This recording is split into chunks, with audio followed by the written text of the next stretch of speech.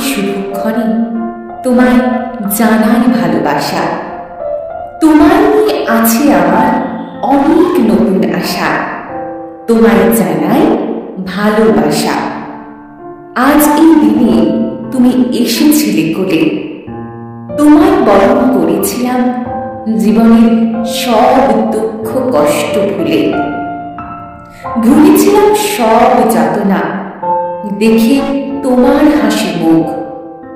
তুমি আমার সবকিছু, তুমি আমার সুখ। সেই তুমি ছোট্ট সোনা আজ কত বড় হলে।